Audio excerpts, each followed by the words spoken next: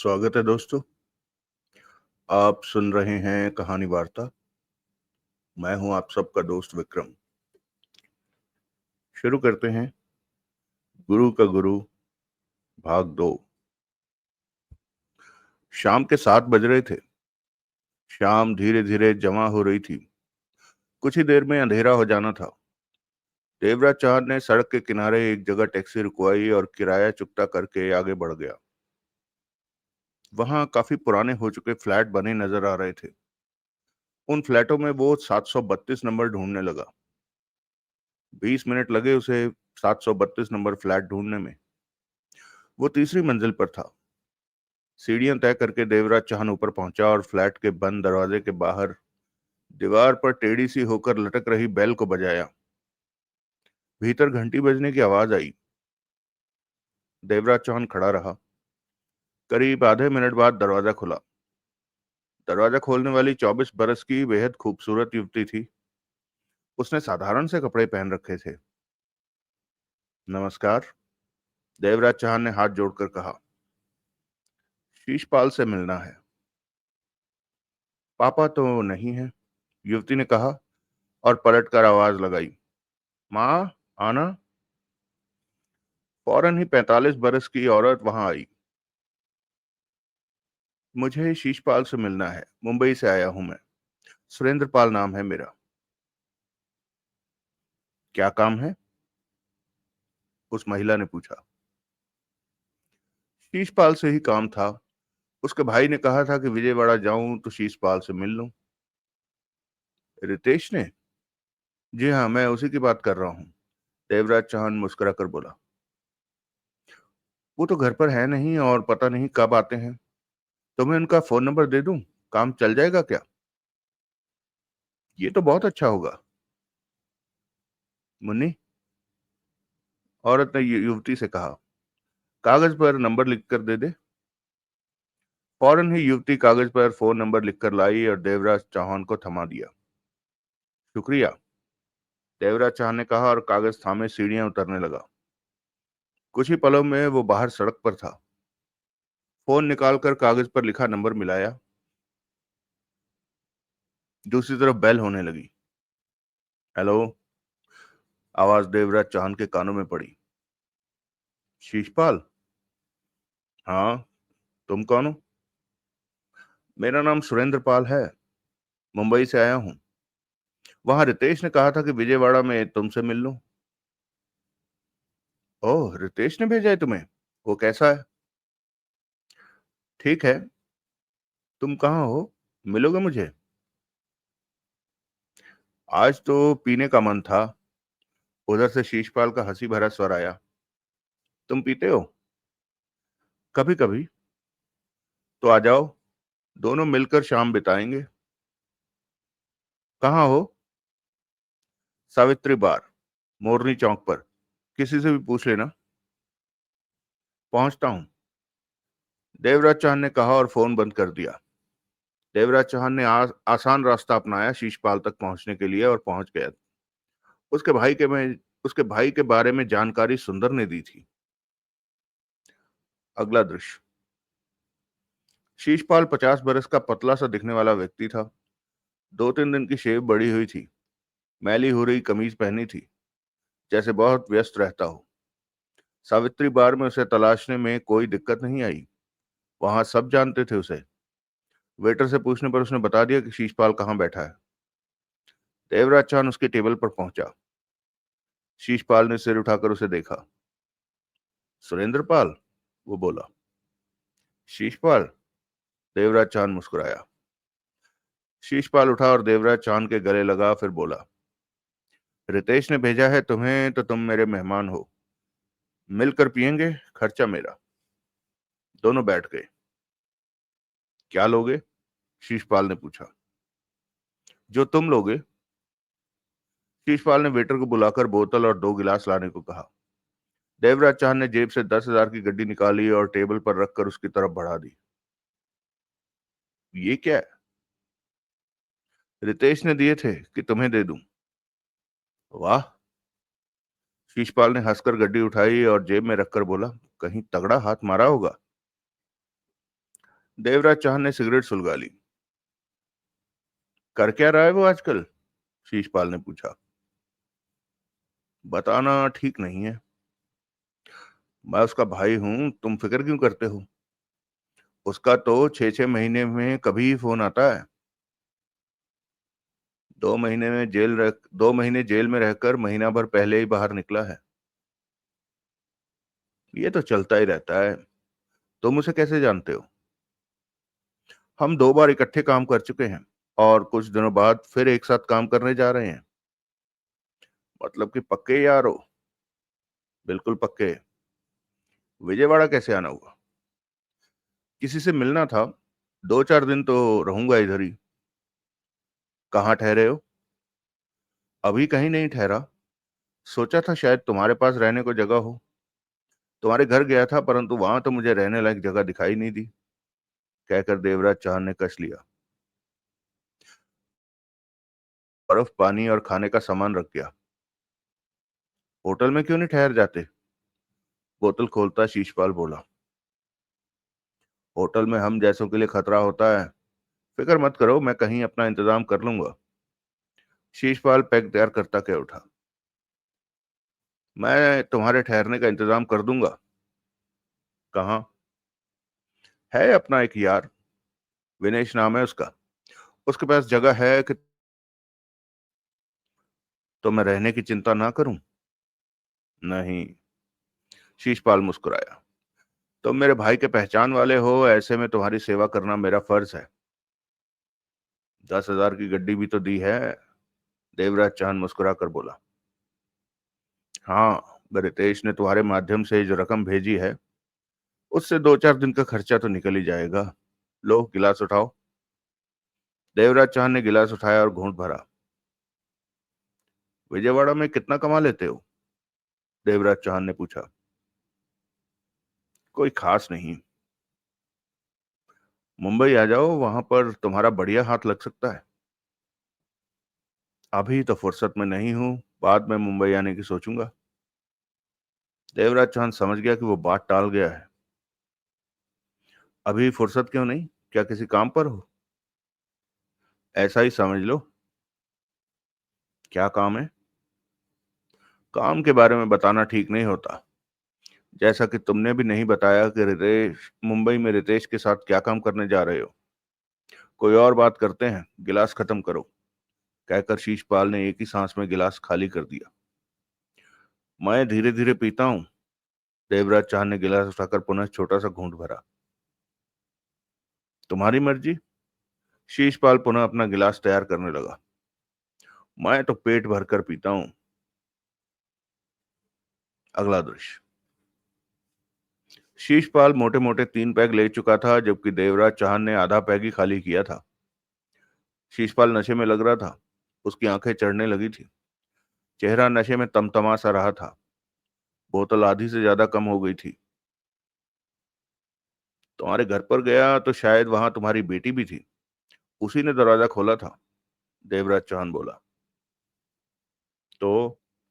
शीशपाल ने नशे भरी आंखों से देवराज चौहान को घूरा। तुम्हारी बेटी जवान है, बड़ी हो गई है। क्या कहना चाहते हो? शीशपाल के चेहरे से लगा कि वो अभी बोतल उठाकर देवराज चांद के सिर पर मार देगा। तुम्हें उसकी फिक्र करनी चाहिए। फिक्र? शादी कर देनी चाहिए उसकी। कभी सोचा है उसकी शादी के बारे में? शीशपाल ने गहरी सांस ली। उसका उखड़ापन गायब हो गया। गिलास उठाकर घूंट भरा। फिक्र करने के लिए उसकी माँ जो है। उसकी आवाज में नशा भरभरा रहा था। माँ? मेरी बीवी। उसकी बात कर रहा हूं। वो चैन से जीने नहीं देती। सपना की शादी को लेकर पीछे पड़ी रहती है। ठीक ही तो कहती है वो। शादी कर अपनी बेटी की। नोट नहीं है। यहां बैठकर शराब पीने को नोट है? शराब 1,000-500 में पी जाती है। शादी के लिए 5-10 लाख तो चाहिए ही।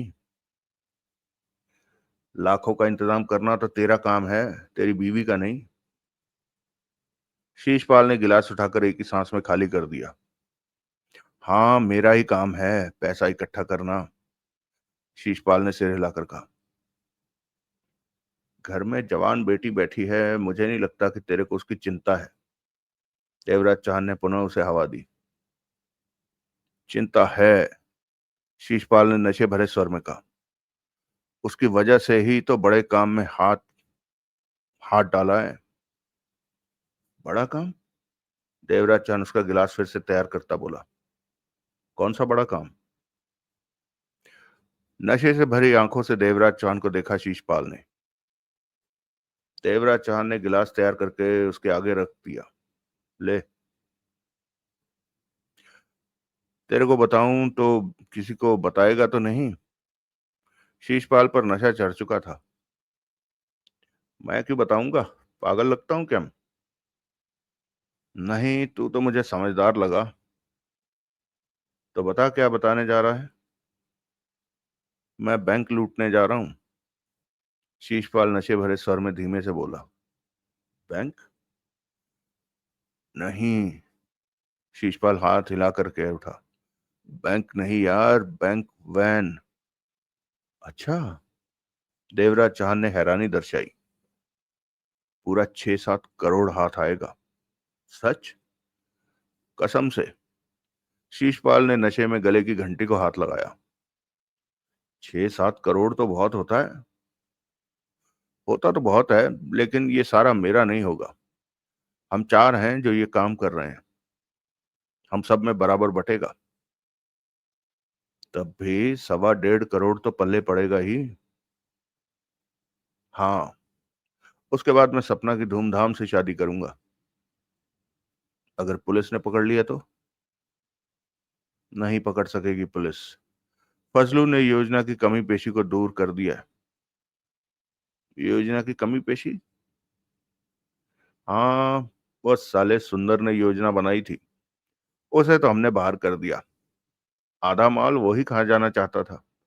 बाद में फजलू ने उसकी योजना को ठीक ठाक कर दिया। फजलू, तू और कौन है इसमें? विनेश, चंदर। कब करना है काम? 3-4 दिन बाद। हम तैयारी कर रहे हैं कि जब भी काम करें बढ़िया ढंग से करें। ये विनेश वही है जिसके पास तू मुझे ठहराएगा? हाँ, वही। सुन, किसी को बताना मत। नहीं बताऊंगा। तेरे को मेरी बेटी के ब्याह की चिंता थी, तभी मैंने तेरे को अंदर की बात बता दी।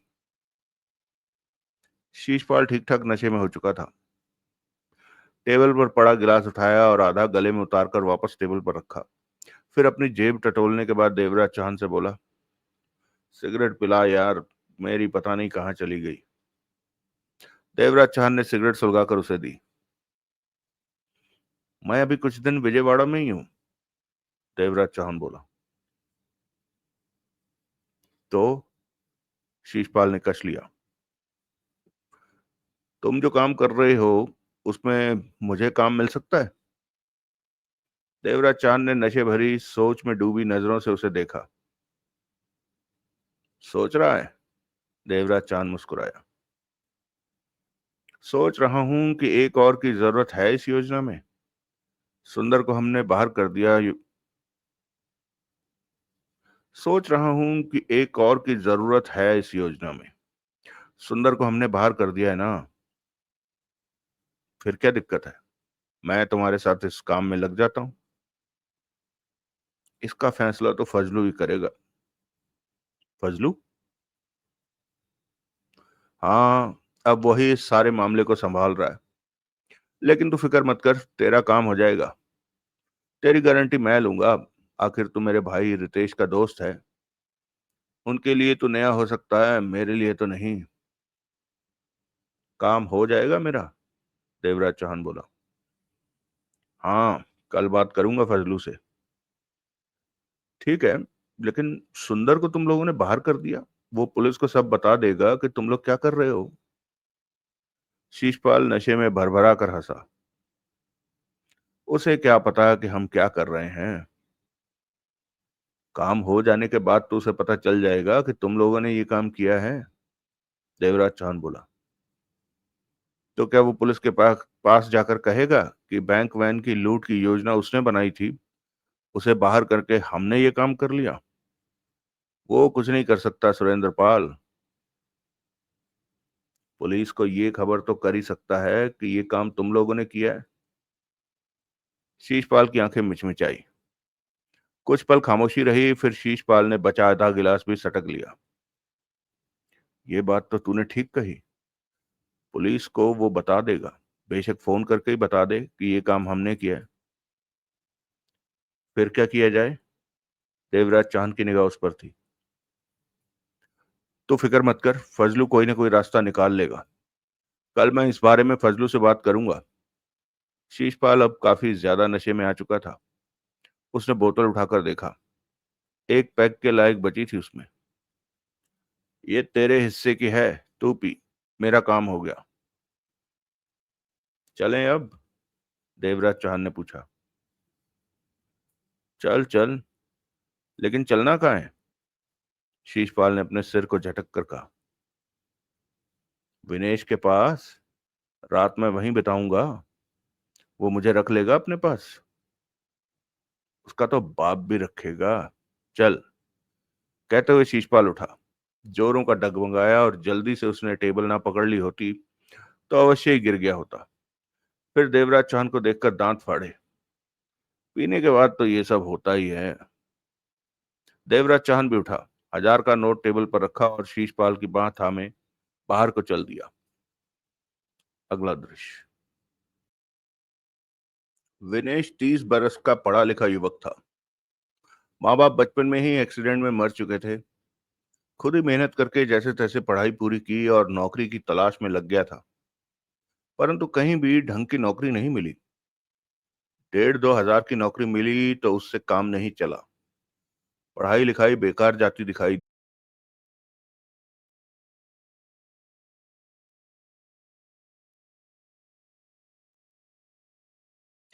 तब वो 24 साल का था जब नौकरी वाली जगह पर ही उसने 1.5 लाख की हेराफेरी की और पकड़ा गया। पहले अदालतों के चक्कर, फिर जेल। 4 साल की सजा हुई थी। जेल से बाहर निकला तो 29 साल का था, परंतु सामने वही समस्या थी। कमाई की, नोटों की। अब तो जेल जाने का ठप्पा भी उस पर लग चुका था। लेकिन उसने नौकरी पाने की चेष्टा की। 6 महीने बाद उसे समझ आ गया था कि नौकरी नहीं मिलेगी। ये तो अच्छा था कि माँ बाप से मिला काम चलाऊ मकान था उसके पास। फिर गुजारे के लिए वो उल्टे सीधे काम करने लगा और साल भर पहले सुंदर से मुलाकात हुई थी उसने उसकी। कुछ दिन पहले सुंदर ने बैंक वैन को लूटने की योजना बनाई थी। परंतु अब सुंदर काम से बाहर था और वो फजलू के साथ था। रात के 12 बज रहे थे। बेड पर लेटा विनेश सोने की कोशिश कर रहा था कि दरवाजा थपथपाया गया। कौन हो सकता है, ये सोचते हुए विनेश ने उठकर दरवाजा खोला तो शराब का भभूका उसकी सांसों से टकराया। विनेश ने बुरा सा मुंह बनाकर सामने खड़े शीशपाल को देखा, फिर देवराज चौहान को। इतनी रात को पीकर मेरे पास ही आना था? रात? अभी तो सिर्फ 12 ही बजे। तेरे मुंह से बदबू बहुत आ रही है। शराब की है, मेरा मुंह साफ है। शीशपाल हंसा। इससे मिल। ये मेरा दोस्त है सुरेंद्र पाल। मुंबई से आया है। और सुरेंद्र पाल, ये विनेश है। बैंक वैन वाले काम में ये हमारा साथी है। तूने इसे बता दिया कि? विनेश ने कहना चाहा। सुना नहीं तूने? मेरा दोस्त है। शीशपाल नशे की मस्ती में था। ये तेरे घर पर ही रहेगा। मेरे घर पर? हाँ, इसके पास रहने को जगह नहीं है। लेकिन लेकिन ये कब तक मेरे घर पर? 2-4 दिन। और क्या। चलता हूँ। सुबह मिलूंगा। शीशपाल चला गया। देवराज चौहान विनेश के साथ घर के भीतर आ गया। जहां जगह मिलती है सो जा। विनेश ने मुंह बनाकर कहा और खुद बेड की तरफ बढ़ गया। अगला दृश्य। अगले दिन सुबह देवराज चौहान नींद से उठा तो 7 बज रहे थे। विनेश भी तभी उठा था। तुम हो कौन? सुरेंद्र पाल नाम है मेरा। देवराज चौहान ने कहा। मुंबई से आया हूं। शीशपाल को कैसे जानते हो? उसका भाई मुंबई में मेरे साथ काम करता है। भाई? रितेश। और तुम मुंबई में करते क्या हो? जो तुम लोग यहाँ कर रहे हो वैसा ही कुछ मैं मुंबई में करता हूँ। शीशपाल ने बहुत बहुत गलत किया तुम्हें सब कुछ बताकर। देवराज चौहान ने सिगरेट सुलगाई और कश लेकर कह उठा। उसने समझदारी की मुझसे बात करके। क्यों? मैंने उसे तुम्हारे काम से वास्ता रखती बातों में अच्छी राय दी है। कैसी राय? उसने मुझे सुंदर के बारे में बताया, जिसे तुम लोगों ने मामले से बाहर कर दिया है। उसे फजलू ने बाहर किया है। एक ही बात है, तुम तीनों अब फजलू का ही तो साथ दे रहे हो, जबकि योजना सुंदर की थी। वो ज्यादा माल हड़प रहा था। लूट का माल आधा उसका और बाकी चार में बटेगा। ये कैसे हो सकता था? विनेश ने कहा। तो सुंदर से बात करते। इस तरह उसे बाहर कर देना कहाँ की समझदारी है? तुम्हें क्यों दर्द हो रहा है? विनेश ने उसे घूरा। जो काम तुम लोग करने जा रहे हो वैसा काम मैंने बहुत किए हैं। ऐसे कामों में मिलकर चलना बहुत जरूरी होता है, नहीं तो मुसीबत आ जाती है और काम पूरे नहीं होते। तुम लोग क्या समझते हो कि सुंदर बेवकूफ है? क्या वो नहीं समझेगा कि काम होते होते एकाएक तुम लोग उसे उससे किनारा कर गए? अब तक वो जान गया होगा कि तुम लोग एक साथ काम कर रहे हो और उसे बाहर कर दिया है। तुम सुंदर के रिश्तेदार हो? मैं तो तुम्हारा भी रिश्तेदार नहीं। फिर तुम्हें इस बात से दर्द क्यों हो रहा है? शीशपाल की वजह से। वो मेरे खास दोस्त का भाई है। इस काम को वो गलत ढंग से कर रहा है, फंस जाएगा। बल्कि मैं तो कहूंगा कि इस काम की शुरुआत ही गलत ढंग से हुई है। ऐसे काम मंजिल पर नहीं पहुंचते। सब ठीक रहेगा, सुंदर हमारा कुछ नहीं बिगाड़ सकता। वो जो चाहे कर सकता है। वो आजाद है कुछ भी करने को। तुम क्या समझते हो कि वो हाथ पर हाथ रखे बैठा रहेगा? तुम क्या समझते हो कि वो हाथ पर हाथ रखे बैठेगा? तो वो पुलिस को खबर कर सकता है। खुद भी फंसेगा, क्योंकि बैंक वैन लूटने की योजना उसी की थी। जब तुम लोग वैन का रुपया लूटोगे जब तुम लोग बैंक वैन का रुपया लूट लोगे, वो तब पुलिस को फोन पर खबर देगा कि ये काम तुम चारों ने किया है। विनेश ने होंठ भींच लिए। इस वक्त तक सुंदर भूत की तरह तुम लोगों पर नजर रख रहा होगा। उसे भूलो मत। विनेश ने होंठ भींच लिए। सुंदर की योजना थी ये। योजना तैयार करने में उसने वक्त और मेहनत लगाई। ऐसे में वो चुप क्यों बैठेगा? शायद। विनेश ने गहरी सांस ली। तुम ठीक कहते हो। वैसे अब मैं भी तुम लोगों के साथ काम करूंगा। देवराज चौहान बोला। तुम? हाँ। तुम लोगों को सुंदर की जगह एक साथी की जरूरत थी ना? हाँ। बैंक वैन पर हाथ डालने के लिए 5 आदमी चाहिए। मैं पांचवा हूँ। फजलू से मिले तुम? नहीं। शीशपाल से बात हो गई है। वो कहता है वो फजलू से बात कर लेगा। लेकिन सुंदर का क्या करेंगे? विनेश बोला। ये सोचना तुम लोगों का काम है। सच में सुंदर बाद में पुलिस को अवश्य खबर कर देगा कि ये काम हम लोगों ने किया है। तब सब फंसेंगे। मुझे तो हैरानी है कि तुम लोगों ने फजलू को बड़ा मानकर काम की तैयारी शुरू कर दी और खतरों के बारे में सोचा नहीं। देवराज चौहान ने कहा। ये फजलू को सोचना चाहिए था। उसने नहीं सोचा तो तुम लोग सोचते। मैंने ऐसा बड़ा काम कभी नहीं किया। पहली बार करने जा रहा हूं। लेकिन कर नहीं पाओगे जब तक सुंदर की निगाह तुम लोगों पर है। देवराज चौहान ने कस लिया। तुम्हारी बात ठीक लग रही है। फजलू से बात करनी पड़ेगी। विनेश ने सोच भरे स्वर में कहा। एक रास्ता है। क्या? सुंदर को खत्म कर दो। खून? विनेश के होठों से निकला। क्या हर्ज है? देवराज चौहान मुस्कुराया। लेकिन लेकिन मैंने तो आज तक ऐसा काम नहीं किया, कभी चाकू भी हाथ में नहीं पकड़ा। विनेश हड़बड़ाकर कह उठा।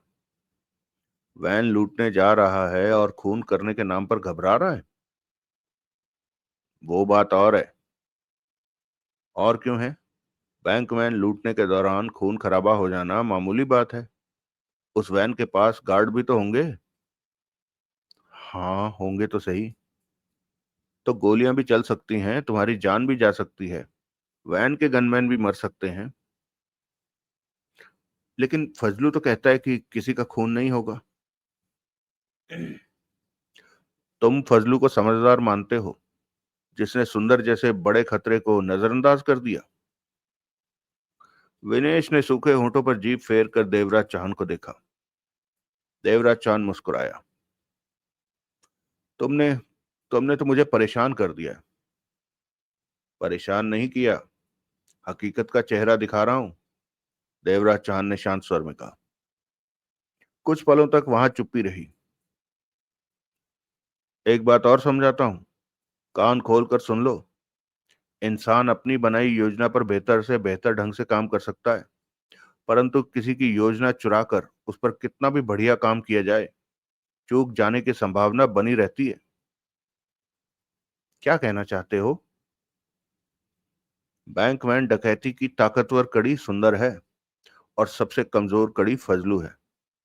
माना कि फजलू में लूट और डकैती करने की हिम्मत है, परंतु मामले को संभालने का दम नहीं है। दम होता तो सुंदर को ना भूलता। विनेश उठा और चहलकदमी करने लगा। तुम ये मामला संभाल लो, तुम समझदार लगते हो। सुंदर की योजना को मैं कैसे अंजाम दे सकता हूँ? ये तो वही फजलू वाली गलती करूंगा मैं। सुंदर की योजना को मैं कैसे अंजाम दे सकता हूँ? ये तो वही फजलू वाली गलती करूंगा मैं। देवराज चांद मुस्कुराया।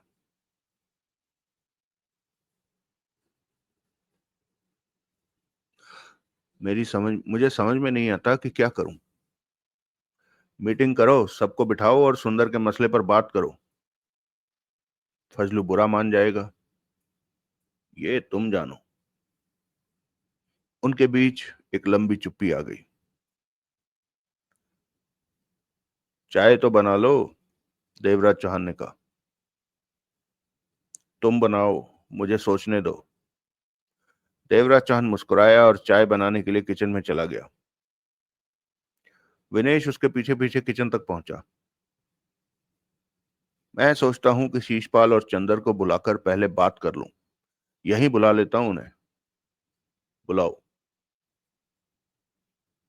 वो दोनों इन बातों को समझेंगे। शीशपाल तो समझ जाएगा, चंदर का पता नहीं, उसकी तुम जानो।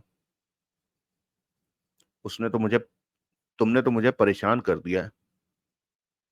जेल पहुंचने से अच्छा है कि थोड़ी सी परेशानी सह लो। मैं दोनों को फोन करके बुलाता हूं। अगला दृश्य। चंदर 40 बरस का साधारण कदकाठी का व्यक्ति था। वो भी गरीबी में बैठा लग रहा था। कपड़े उसने साफ सुथरे पहने थे, परंतु जिंदगी में अभाव की छाप उसके चेहरे पर नजर आ रही थी। 2 घंटे में शीशपाल और चंदर विनेश के यहाँ थे। उनके आने तक देवराज चौहान और विनेश नहा धो चुके थे। विनेश ने शीशपाल को फोन पर कह दिया था कि आते वक्त नाश्ते के लिए कुछ लेता आए, तो वो होटल से परांठे लगवा लाया था। देवराज चौहान और विनेश ने नाश्ता किया। तब तक दिन के 11 बज गए थे। नाश्ता करके हटे तो शीशपाल ने चाय बना ली थी। चारों अपना अपना चाय का कप लेकर बैठे। चंदर विनेश से बोला। तुम कह रहे थे खास बात करनी है। देवराज चांद से उसका परिचय हो चुका था। हाँ, चाय का घूंट भरता विनेश कह उठा। क्या बात? मामला सुंदर का है, विनेश गंभीर स्वर में बोला। वो हमें फंसा सकता है। मैंने भी सुंदर के बारे में सोचा। शीशपाल ने देवराज चौहान पर नजर मारकर कहा। उसे इस तरह काम से हटाना ठीक नहीं है। कहने के साथ ही शीशपाल ने बताया कि सुंदर सुंदर कैसे उन्हें फंसा सकता है। लेकिन चंदर बोला, सुंदर खुद आधा हिस्सा लेने को कह रहा है। ये ज्यादा है। इस बारे में बात कर लेंगे सुंदर से। फजलू मानेगा सुंदर को इस मामले में लेने से? सारी बात उसके सामने रखेंगे तो मानेगा, बोला शीशपाल। लूट के बाद वो हमारे बारे में पुलिस को बता देगा। तब हम पुलिस से भागते फिरेंगे। देर सवेर में पुलिस हमें लूट के पैसों के साथ पकड़ लेगी। यानी कि खेल खत्म। माना कि फजलू तैयार हो गया सुंदर को साथ लेने, विनेश ने कहना चाहा। फजलू को तैयार होना पड़ेगा, शीशपाल बोला। लूट के बाद हमें फंसना नहीं है। ठीक है, सुंदर को अपने साथ ले लिया तो हमारे पास एक आदमी फालतू हो जाएगा। फालतू कैसे? तुम सुरेंद्रपाल को भी इस मामले में ले रहे हो। उधर सुंदर वापस आ जाएगा तो मैं इस मामले से हट जाऊंगा, देवराज चौहान ने कहा। हट जाओगे? हाँ, मैं विजयवाड़ा अपने काम से आया हूँ। वो काम करके वापस मुंबई चला जाऊंगा। देवराज चौहान ने चाय का घूंट भरा। मेरे पास काम और दौलत की कमी नहीं है। तुम लोग अपना काम करो। मन से कह रहा है सुरेंद्रपाल? शीशपाल ने पूछा। देवराज चांद मुस्कुराया और सिर हिला दिया। ठीक है, चंदर बोला। अब हमें फजलू से बात करनी होगी। मुझे नहीं लगता कि वो मानेगा सुंदर को साथ लेने में। साले को तैयार कर लेंगे, शीशपाल कह उठा। नहीं माना तो हम फजलू को छोड़कर सुंदर को साथ ले लेंगे। दोनों को एक साथ लेना पड़ेगा तभी काम हो सकेगा, देवराज चौहान बोला। विनेश ने शीशपाल को देखकर कहा, तू फजलू को फोन कर, यहीं बुला ले। शीशपाल ने फोन निकाला और फजलू का नंबर मिलाने लगा। अगला दृश्य। 1 घंटे में फजलू वहां था। सबको वहां देखकर उसके झुके चेहरे पर अजीब से भाव उभरे। परंतु जब देवराज चौहान पर नजर पड़ी तो चौंका, परंतु फौरन ही अपने भावों पर काबू पा लिया। तब देवराज चौहान की निगाह फजलू पर नहीं थी, वरना उसका चौंकना वो अवश्य भांप जाता। फजलू 55 बरस का खेला खाया इंसान था। 5 फीट का सेहतमंद व्यक्ति था वो। उसका चेहरा ही बता रहा था कि वो इंसान कम हरामी ज्यादा है। ये कौन है? फजलू ने देवराज चौहान की तरफ इशारा किया। सुरेंद्र पाल है, शीशपाल ने कहा। मेरे भाई रितेश का दोस्त है और मुंबई में काम करता है, जैसा काम हम करते हैं। ये यहाँ क्या कर रहा है? फजलू ने पूछा। तुम इसकी चिंता मत करो, ये मेरा बंदा है और विश्वासी है, शीशपाल बोला। तो तुमने इसे सब कुछ बता दिया? कोई फर्क नहीं पड़ता। ये तूने बहुत गलत किया, शीशपाल। हमें 5वें की जरूरत है। ये मेरा विश्वासी है। मैंने इसे अपने साथ काम करने को तैयार कर लिया है। फजलू ने गहरी निगाहों से देवराज चौहान को देखा। तो ये हमारे साथ काम करेगा? क्या नाम बताया? सुरेंद्रपाल। तो सुरेंद्रपाल नाम है इसका? हाँ। ठीक है, जब तुम लोगों ने फैसला कर ही लिया है तो मैं क्यों इनकार करूंगा। लेकिन सब यहां इकट्ठे क्यों हुए? आज तो हमारे मिलने का दिन नहीं था। मैं काम की तैयारी में लगा हुआ था। बात क्या है? एक समस्या आ गई है, शीशपाल बोला। सुरेंद्र पाल ने ही हमारा ध्यान इस तरफ किया है। कैसी समस्या? सुंदर की। हमने सुंदर को इस मामले से बाहर कर दिया है। वो चुप नहीं बैठेगा, शीशपाल बोला। सुंदर ने कुछ कहा? फजलू की आंखें सिकुड़ी। नहीं, सुरेंद्र पाल ने ये बात उठाई है, विनेश बोला। तो क्या करेगा सुंदर? पुलिस को हमारे बारे में बता देगा। खुद भी फंसेगा। डकैती के बाद बता देगा कि डकैती किसने की है। पुलिस को उसका एक फोन करना ही काफी है। फजलू के होंठ सिकुड़े। वो चुप रहा। सुंदर की वजह से हम जेल में पहुंच सकते हैं, चंदर बोला। मैं आज ही सुंदर का इंतजाम कर देता हूं, फजलू खतरनाक स्वर में कह उठा। कैसे? उसे खत्म करवा देता हूं। मेरे पास बंदा है जो उसे खत्म कर देगा।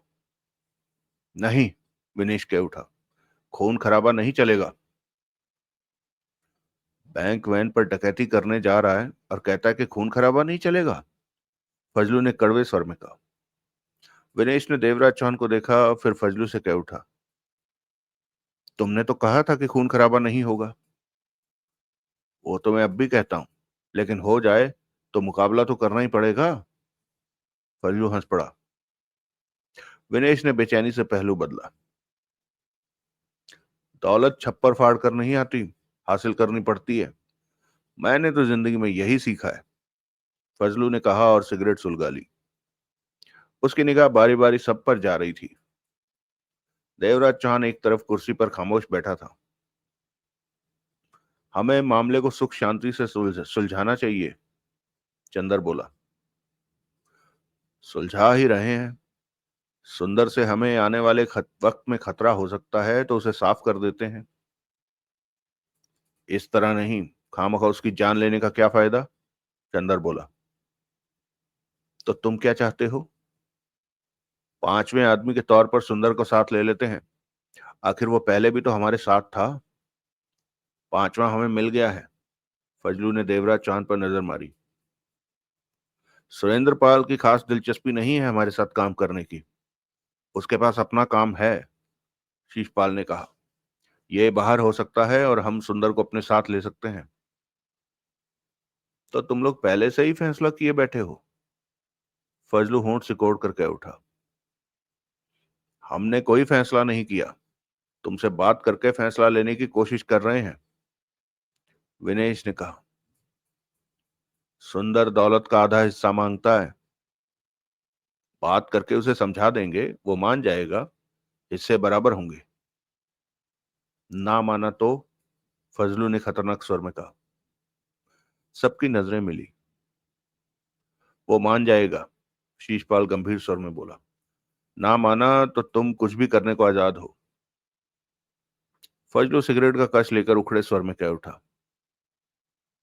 सुंदर मुझे पसंद नहीं है। तुमने उससे शादी नहीं करनी है, उसके साथ काम करना है और फिर अपने अपने रास्ते पर अलग हो जाना है। हम कुछ देर के लिए इकट्ठे हुए हैं। हो सकता है तुम्हें कोई पसंद ना करता हो, लेकिन तुम्हारे साथ काम कर रहा हो, शीशपाल बोला। हमें सिर्फ अपने काम के बारे में सोचना है। फजलू ने देवराज चौहान को देखकर कहा। इसका क्या होगा? इसका क्या होना है?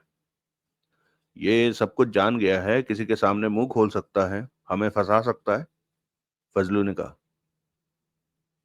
ये घिसा हुआ है, पुराना शातिर है, बच्चा नहीं है, शीशपाल बोला।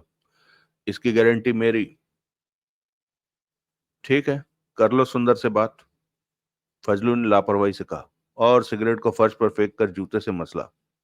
बुलाओ उसे और अच्छी तरह समझा देना कि शराफत से हमसे मिलकर चले। फजलू उठ खड़ा हुआ। मैं चलता हूं, कई काम करने हैं, और फजलू चला गया। साला रास्ते पर आ गया, विनेश बोला। मुझे ये बंदा खास ठीक नहीं लगा, देवराज चौहान ने कहा। हमने कौन से इसके साथ शादी करनी है, शीशपाल मुस्कुराया। काम खत्म तो रिश्ता खत्म।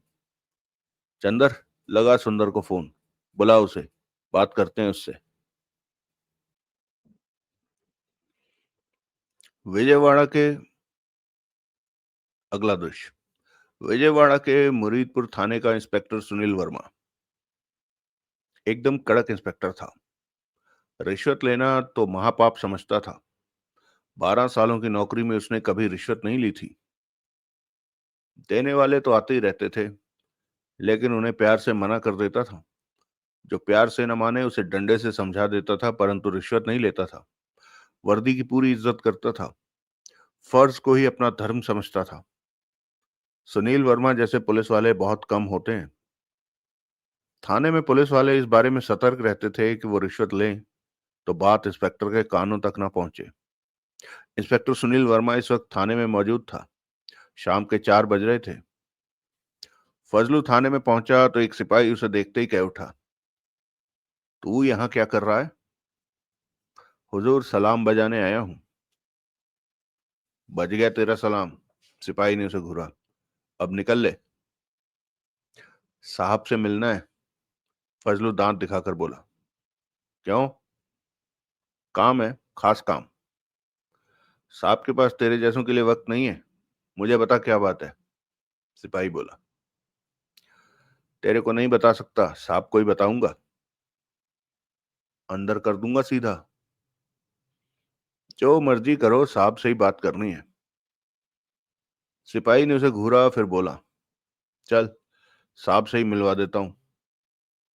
सिपाही फजलू को इंस्पेक्टर वर्मा के कमरे में ले गया। साहब जी, ये आपसे कुछ बात करना चाहता है। सिपाही बोला। वर्मा ने फजलू को देखा। कौन है ये? नाम फजलू, हर उल्टे काम करता है, 2 बार जेल की हवा खा चुका है, हरामी है। सिपाही कह उठा। बोलो, वर्मा ने कहा।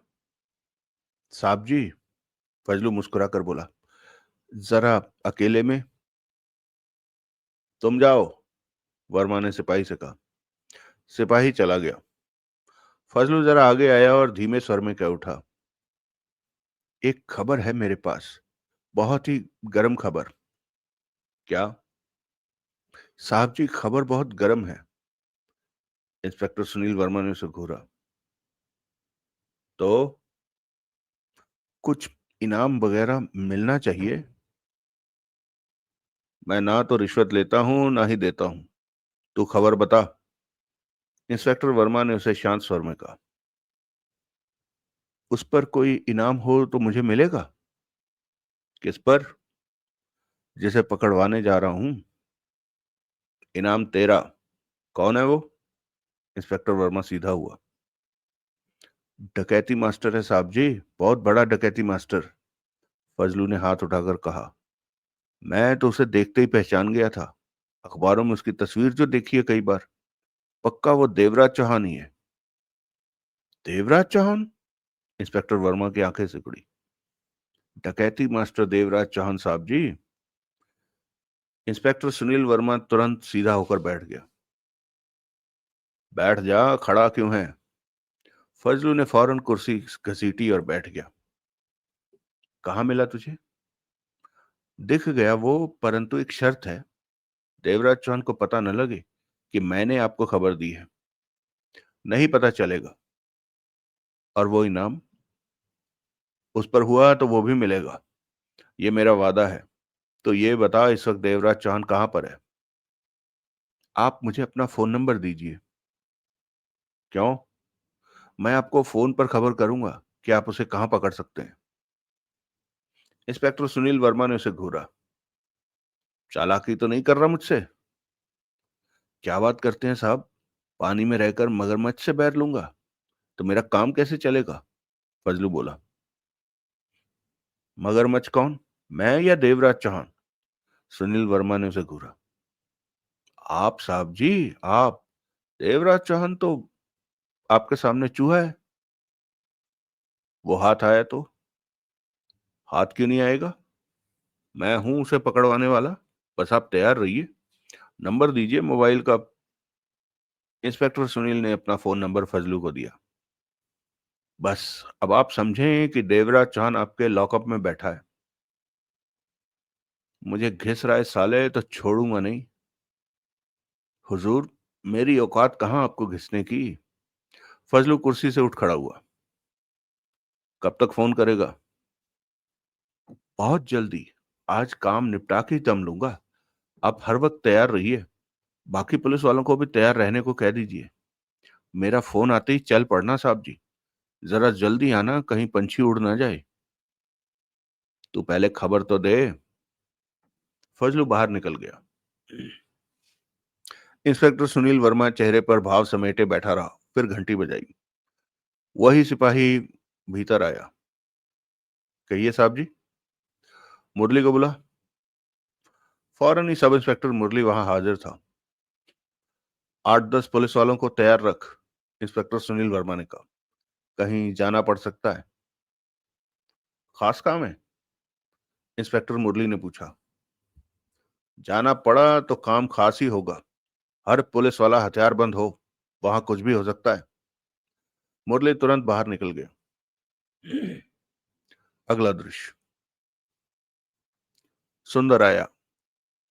शाम के 4 बज रहे थे तब। देवराज चांद वहां था, परंतु सुंदर ने सबके सामने यही दर्शाया कि वह देवराज चांद को जानता नहीं है। मन ही मन देवराज चांद को इन लोगों के बीच बैठा देखकर हैरान था। उनमें बात हुई।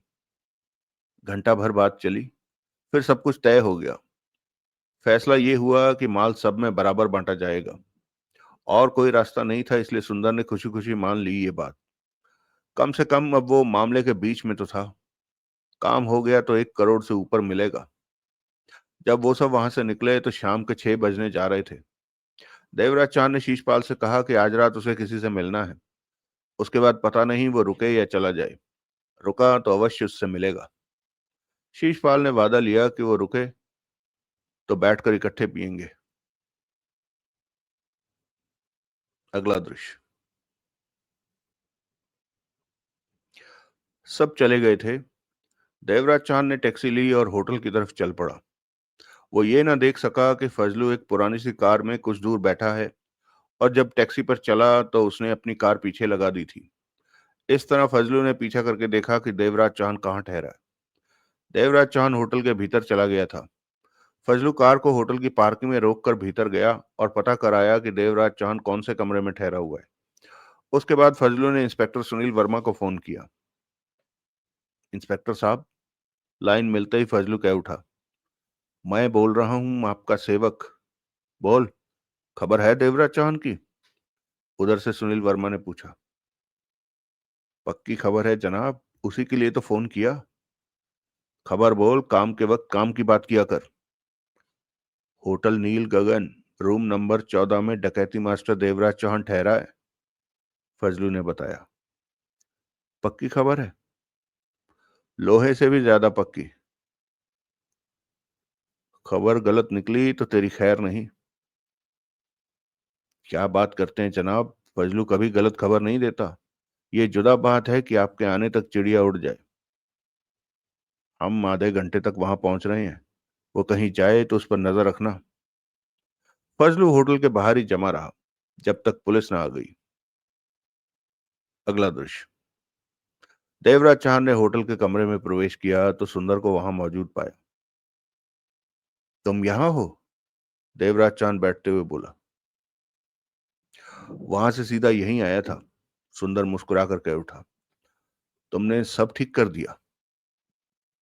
उसके लिए मुझे ज्यादा मेहनत नहीं करनी पड़ी, देवराज चौहान बोला। मेरा काम बना दिया तुमने। मैं छोड़ो इन बातों को। अब तुम आराम से उन लोगों से मिलकर काम करो। लेकिन तुम उन लोगों के बीच पहुंचे कैसे? शीशपाल के भाई रितेश का दोस्त बनकर शीशपाल से मिला था। ओ, समझा। अब मेरी और जरूरत तो नहीं? नहीं, यही झंझट था, तुमने निपटा दिया। तो मैं आज रात मुंबई से निकल जाऊं तो मैं आज रात मुंबई के लिए निकल जाऊंगा। जैसी तुम्हारी मर्जी। अगर जगमोहन भी आया होता तो उससे भी मुलाकात हो जाती। उससे तुम फोन पर बात कर लेना। मैं रात को। कैसे जाओगे? ट्रेन से या प्लेन से? ट्रेन से। मैं टिकट बुक करा देता हूँ। देवराज चौहान ने पैसे निकाल कर उसे दिए, परंतु सुंदर ने इनकार कर दिया। मुझे भी तो सेवा का मौका दो, सुंदर उठता हुआ बोला। मैं अभी टिकट लेकर आता हूँ। सुंदर बाहर निकला। अगला दृश्य। सुंदर को होटल से बाहर निकलते पाकर फजलू चौंका। तो ये बात है, जहरीले स्वर में बड़बड़ा उठा फजलू। इसने देवराज चांद को बुलाकर काम में अपनी गोटी फिट कराई है। बहुत पहचान है साले की। देवराज चांद जैसा डकैती मास्टर इसके बुलाने पर आ गया। लेकिन असली मजा तो अब आएगा कि पुलिस के हाथों में पहुंचेगा देवराज चांद। पुलिस वाले मेरे से नरमी से पेश आया करेंगे कि मैंने देवराज चांद को पकड़वाया है। अगला दृश्य। देवराज चांद ने घड़ी में वक्त देखा। शाम के 7 बज रहे थे। कुछ ही देर में सुंदर ने टिकट लेकर आ जाना था। देवराज चांद ने नहा धोकर कपड़े बदले और अपना बैग तैयार कर लिया। फिर रिसेप्शन पर फोन करके बिल तैयार करने को कहा और कुर्सी पर बैठकर सिगरेट सुलगा ली।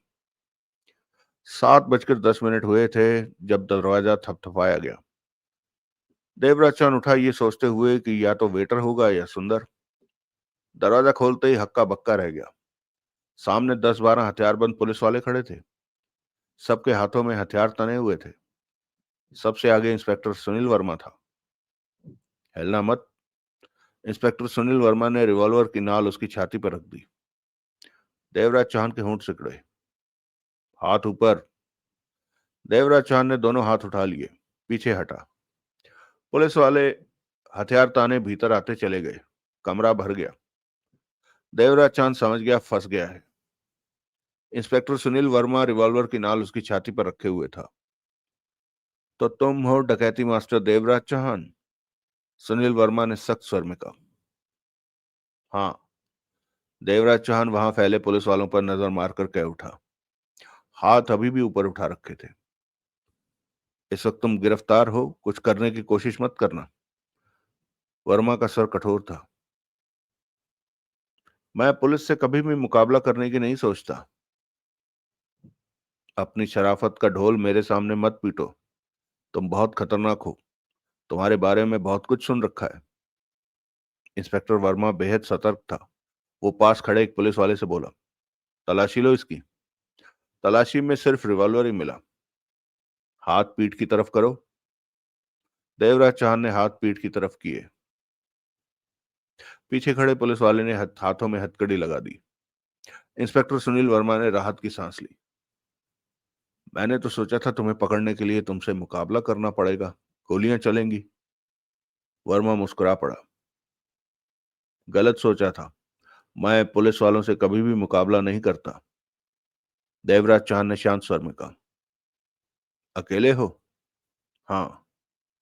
वर्मा ने एयरबैग की तरफ देखा। तो जा रहे थे यहां से? हाँ। फिर तो हम वक्त पर आ गए। वर्मा ने देवराज चौहान को देखकर कहा। मेरे बारे में तुम्हें खबर किसने दी? देवराज चौहान ने पूछा। सपना आया था कि तुम यहां हो। वर्मा हंसा।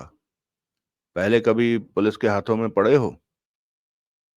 एक बार गिरफ्तार हुआ था लेकिन फरार हो गया था। मैं तुम्हें भागने का मौका नहीं दूंगा। देवराज चौहान ने सब पुलिस वालों पर निगाह मारी। कितने हो तुम? 14। क्यों? तुम्हारे लिए 25 लाख और बाकी सब के लिए 10-10 लाख। 1 करोड़ 55 लाख ठीक रहेगा? देवराज चौहान बोला। मेरा नाम इंस्पेक्टर सुनील वर्मा है। मेरे बारे में यह मशहूर है कि मैं रिश्वत नहीं लेता। तुम्हारे 50 लाख कर देता हूं। 2 घंटे में पैसा तुम लोगों को मिल जाएगा। देवराज चौहान ने कहा। मुरली। वर्मा देवराज चौहान को घूरते हुए बोला। सर, समझा इसे। इंस्पेक्टर साहब ना तो रिश्वत लेते हैं और ना ही लेने देते हैं। मुरली ने कहा। ये सब जानते हैं। सोच लो। मैंने क्या सोचना है? मुरली ने गहरी सांस ली। सोचना तो इंस्पेक्टर साहब ने है। वर्मा ने मुरली को घूरा, फिर कहा। तुम मायूस लग रहे हो मुरली। No sir. ले चलो इसे। इंस्पेक्टर सुनील वर्मा ने कठोर स्वर में कहा। अगला दृश्य। जब पुलिस वाले देवराज चौहान को घेरे बाहर ले जा रहे थे तभी सुंदर भीतर प्रवेश कर रहा था। उसके हाथ में ट्रेन का टिकट था। लेकिन जब उसने देवराज चौहान को पुलिस की गिरफ्त में देखा तो पांव तले जमीन खिसकती महसूस हुई। उसे अपनी आंखों पर विश्वास नहीं आया। तभी मात्र 2 पलों के लिए देवराज चौहान से उसकी नजरें मिली। ठगा सा खड़ा था सुंदर। उसके देखते ही देखते पुलिस वाले खुली जीप में देवराज चौहान को बिठाकर ले गए। शाम गहरा रही थी, अंधेरा होना शुरू हो गया था। सुंदर के मस्तिष्क में धमाके फूट रहे थे। वो होटल से बाहर आ गया। उसे महसूस हो रहा था कि देवराज चौहान का पुलिस के हाथों में चले जाना बहुत गलत हुआ। वो उसके काम के लिए विजयवाड़ा आया था। तगड़ा यार लगता है तेरा। फजलू की आवाज सुंदर के कानों में पड़ी। सुंदर तुरंत पलटा। पास ही फजलू खड़ा खतरनाक अंदाज में मुस्कुरा रहा था। सुंदर की आंखें सिकुड़ी। तुम? देवराज चौहान तेरा तगड़ा यार लगता है, फजलू ने जहरीले स्वर में कहा। समझा। सुंदर के मस्तिष्क को तीव्र झटका लगा। तूने देवराज चौहान के बारे में पुलिस को खबर दी? सही बात को तू बहुत जल्दी समझ गया। कैसे जानता है तू देवराज चौहान को? फजलू ने पूछा। एक बार पहचान हो गई थी, अपने पर काबू पाते हुए सुंदर ने कहा। तूने इसे कैसे पहचाना? अखबारों में कई बार देवराज चौहान की तस्वीर देखी थी। विनेश के घर उसे देखा तो फौरन पहचान गया। अपना नाम सुरेंद्र पाल बता रहा था साला। अब तो पुलिस उसका बुरा हाल कर देगी। फजलू हंसकर कह उठा। तूने ऐसा क्यों किया? पुलिस से यारी गांठने का ये बढ़िया रास्ता मिला था मुझे। आजकल पुलिस खार खारने लगी थी मुझसे। कभी भी पकड़कर अंदर कर देती थी। देवराज चौहान को पुलिस के हाथों में पहुंचाने का यह फायदा मिलेगा कि पुलिस मेरे साथ नरमी से पेश आएगी। ये तूने ठीक नहीं किया फजलू, सुंदर ने गंभीर स्वर में कहा। जो हुआ बढ़िया हुआ। वैसे मुझे पहले नहीं पता था कि देवराज चौहान तेरी पहचान का है। पता होता तो ये सब नहीं करता क्या? पता नहीं। फजलू हंसा। छोड़ इन बातों को। बैंक वैन की डकैती के बारे में सोच, जो हम करने जा रहे हैं। सुंदर ने गहरी सांस ली। इधर उधर देखा।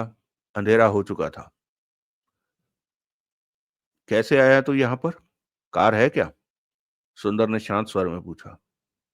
हाँ, उधर खड़ी है। आ। दोनों कार की तरफ बढ़ गए। परसों सुबह हम बैंक वैन पर हाथ डालेंगे। मैंने सारी तैयारी कर ली है। फजलू बोला। सुंदर कुछ ना बोला। दोनों कार के पास पहुंचे। फजलू ड्राइविंग सीट पर बैठ गया। सुंदर ने ठिठक कर आसपास देखा। वो अंधेरे में था और वहां लोग भी नजर आ रहे थे। सुंदर ने नीचे पड़ी ईंट उठाई। फजलू ना समझ सका कि सुंदर क्या कर रहा है। सुंदर कार में बैठा और फजलू को संभलने का मौका दिए बिना ही ईंट का भरपूर वार उसके सर पर किया। फजलू के होंठों से चीख निकली। सुंदर रुका नहीं, एक के बाद एक ईंट के वार उसके सिर पर करता रहा। अगला दृश्य। सुंदर कार से बाहर निकला। अंधेरे में भी उसकी आंखें खतरनाक ढंग से चमक रही थी। खून की एक दो बूंद उसके कपड़ों पर पड़ी थी, जिसकी उसने परवाह नहीं की और पैदल ही आगे बढ़ता चला गया। कुछ देर बाद फुटपाथ के किनारे लगी टूटी नजर आई तो सुंदर ने हाथ मुंह धोया, खून के छींटे साफ किए। फिर पास के एक बाजार में पहुंचा और फोन बूथ पर पहुंचकर फोन डायरेक्टरी से थाने का नंबर लिया और वहीं से फोन किया। चेहरा गुस्से से भरा गंभीर था। उधर से रिसीवर उठाया गया। हेलो। कौन बोल रहा है? सुंदर ने पूछा। सब इंस्पेक्टर मुरली। देवराज चौहान को पकड़ लिया? तुम कौन हो? देवराज चौहान की खबर तुम लोगों को फजलू ने दी थी, अब उसकी लाश भी उठा लो। फजलू की लाश? मुरली को चौ मुरली का चौंका देने वाला स्वर कानों में पड़ा। उसी होटल के बाहर खड़ी कार में फजलू की लाश पड़ी है। तुमने मारा उसे? मुरली ने उधर से तेज स्वर में पूछा। हाँ। उसने देवराज चौहान के बारे में पुलिस को बताकर गलत काम किया। तुम कौन? सुंदर ने फोन बंद कर दिया। फिर मुंबई जगमोहन के मोबाइल का नंबर मिलाया। एक ही बार में नंबर लगा। हेलो। जगमोहन की आवाज कानों में पड़ी। मैं सुंदर। काम हो गया तेरा? देवराज चौहान ने। जगमोहन।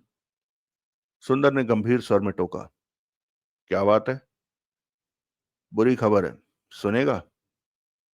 क्या? देवराज चौहान पुलिस के हाथों में पड़ गया। सुंदर ने कठिनता से कहा। क्या बकवास करता है? सुंदर ने होंठ भींच लिए।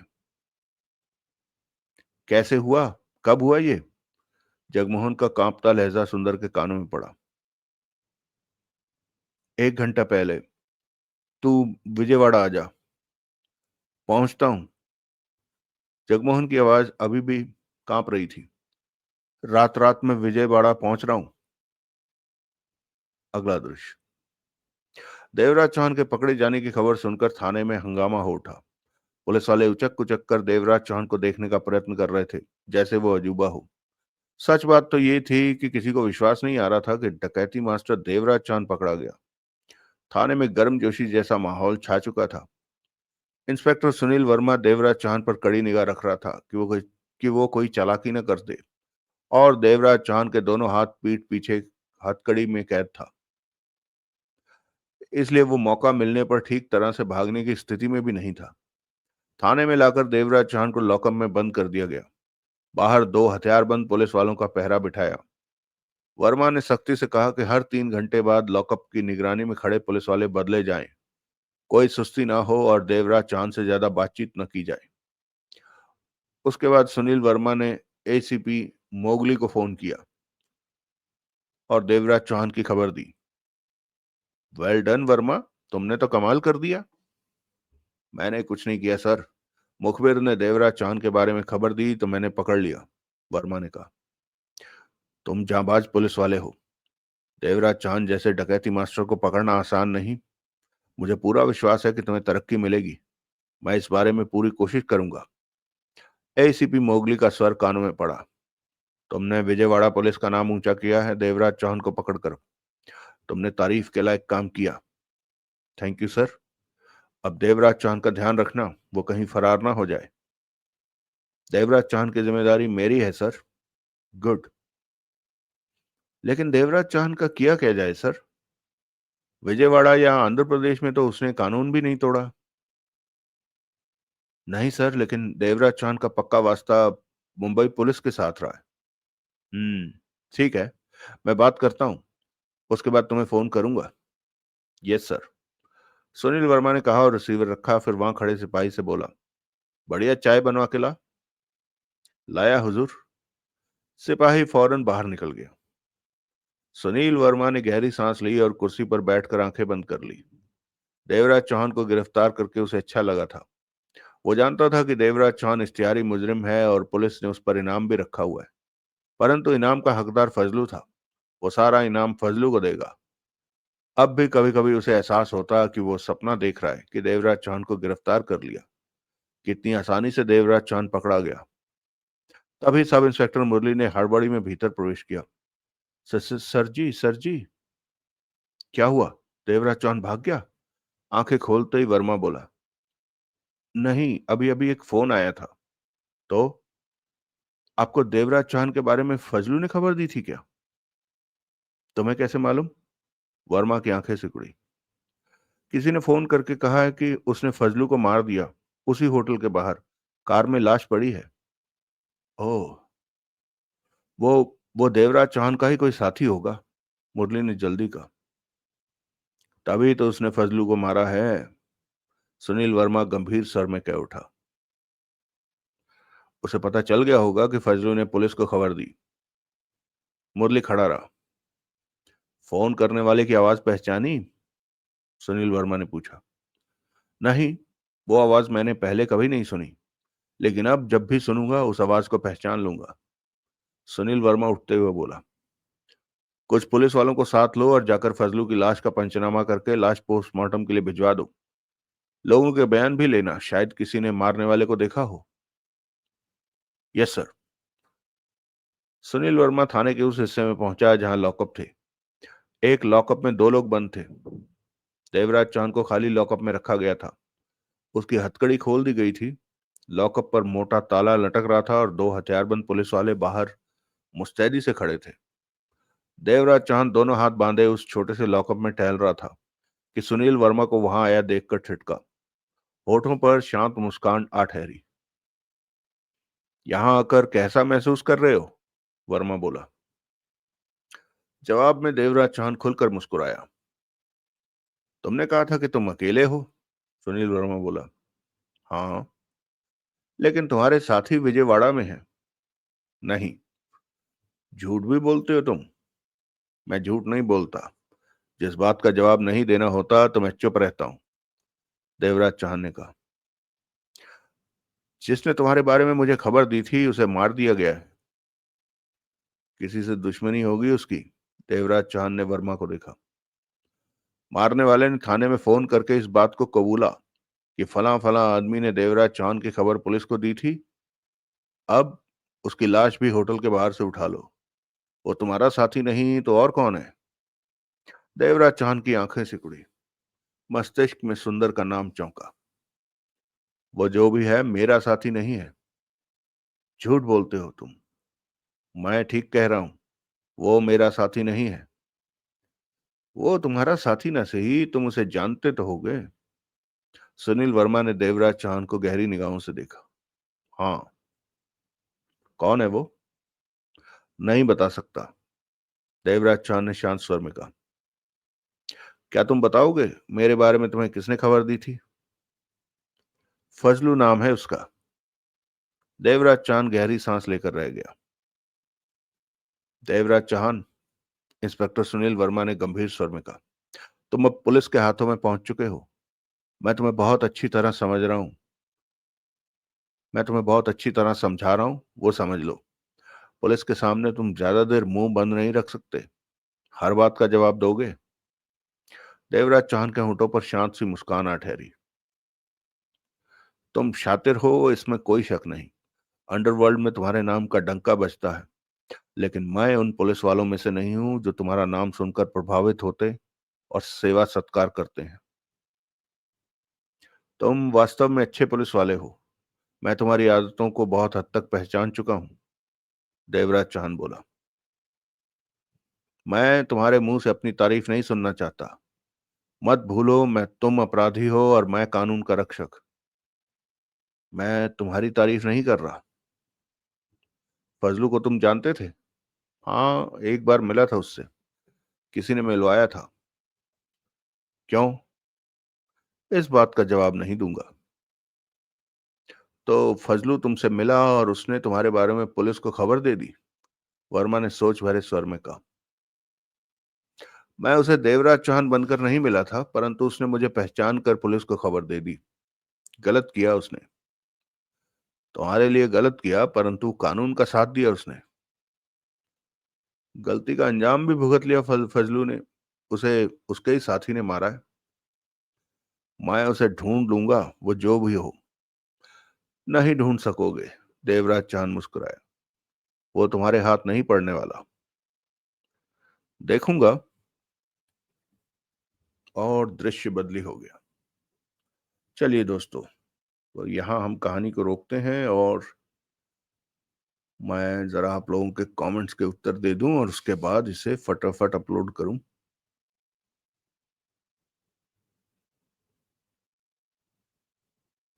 केवल 4 लोगों ने कमेंट किया है।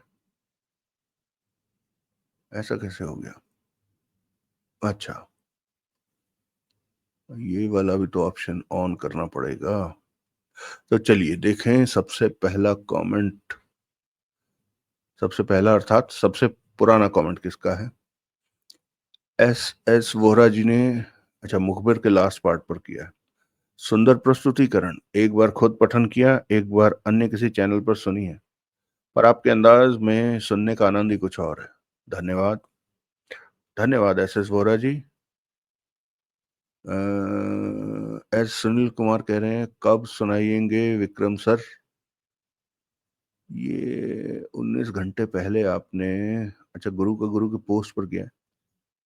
प्रभु, 19 घंटे पहले तो ये कहानी पहुंच चुकी होगी आपको। 24 घंटे हो गए अब तो, मुझे लग रहा है 20 घंटे हो चुके हैं इस कहानी को। तो मतलब आपने देखा नहीं तब तक, इधर वाला सेक्शन नहीं देखा था, पहले कमेंट कर दिया। चलो कोई नहीं, उम्मीद है आपने अब तक तो देख ही लिया होगा। सरबजीत सिंह कह रहे हैं 19 घंटे पहले, ये देखो दोनों 19 घंटे। वो 19 घंटे पहले कह रहे हैं बेहतरीन प्रस्तुति विक्रम भाई, थैंक्स। तो यानी इन्होंने इधर नहीं देखा। हो जाता कई बार। तो प्रभु आप नोटिफिकेशन ऑन कर लीजिए भाई का, विनती है, आगे आपकी इच्छा। वीरेंद्र त्यागी और आरडीएक्स, अच्छा, गोरखा भाई का कमेंट है। वीरेंद्र त्यागी और आरडीएक्स, उसके ऊपर देवराज चौहान। मुझे लगता है अनिल मोहन जी कुछ बड़ा करना चाहते हैं। हाँ, मुझे भी लग रहा है जिस हिसाब से ये कहानी है ना। अब मैं समझ गया, देखो यहाँ तक तो हमें समझ में आ गया। इधर से वो त्यागी पकड़ा गया है, इधर देवराज चौहान पकड़ा गया है, और वो उसी गाड़ी में जाने वाले हैं, है ना? या पक्का उसी गाड़ी के अंदर होगा सीन। आई होप जल्द से जल्द कहानी का एंड करेगा हमारा विक्रम भाई। अरे जल्द से जल्द क्यों करेंगे यार, आराम से पढ़ेंगे, एक एक भाग का मजा लेंगे। हमने कोई दिल्ली के लिए ट्रेन पकड़नी है, सुबह पनवेल निकलना है क्या हमने? खैर, Pankaj Prajapati, thanks for new कहानी। हमारे लिए बहुत ज्यादा मेहनत करते हो, रात को आप हमारे लिए कहानी बनाते हो, दिल से शुक्रिया, धन्यवाद भाई जी। मेरी मेहनत को तो मैं डिस्काउंट कर सकता हूँ। जो मेहनत लगती है ना वो ये है, देखो आप यकीन मानिए, 1 घंटे की कहानी को, अब हो सकता है आपको कि यार ढंग का इंटरनेट ले ले, लेकिन क्या करें, इंटरनेट तो मोबाइल में उतना ही आता है, तो उसे जब अपलोड करते हैं तो बहुत टाइम लेता है। और अगर मान लो मोबाइल का कनेक्शन से लैपटॉप चला रहे हो तो और ज्यादा टाइम लेता है। अब कल वाला जो एपिसोड है उसे मैंने 45 मिनट के करीब लगे उसे मुझे अपलोड करके, मतलब जब तक वो जो पब्लिश का बटन आता है तब तक के लिए पूरे 45 मिनट लगे। आप समझ सकते हैं कितना टाइम लगता है, जितनी भारी कहानी होगी उतना ही ज्यादा टाइम लगता है। खैर, तो आपके कमेंट के लिए धन्यवाद।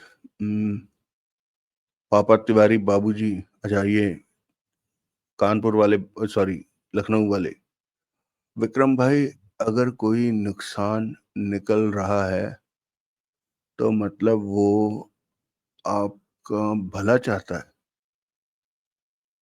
1:41 पर, 1:41 पर क्या है? नहीं, 1:41 पर तो कहानी चला रहे थे। क्या है विक्रम भाई, अगर कोई नुकसान निकल रहा है? प्रभु समझ में नहीं आई बात आपकी। हो सकता, मतलब मैं समझ रहा हूँ आप ये कह रहे हो कि अगर कोई नुक्स निकाल रहा है तो वो आपका भला चाहता है। नहीं, मैं इस थ्योरी में नहीं मानता। आपका भला चाहने वाला आपको सीधा सीधा बता देगा कि यहाँ से ये गलत है और यहाँ से ये। नुक्स निकालना और गलती बताना दो अलग बातें हैं। हो सकता है जिसे मैं गलती बताना कह रहा हूँ आप उसी को नुक्स निकालना कह रहे हो, लेकिन जो नुक्स निकालना होता है ना वो होता है आपके ऊपर। आप समझो यार कि नुक्स निकालना तो होता है कि आप किसी के ऊपर नुक्ताचीनी करो, है ना?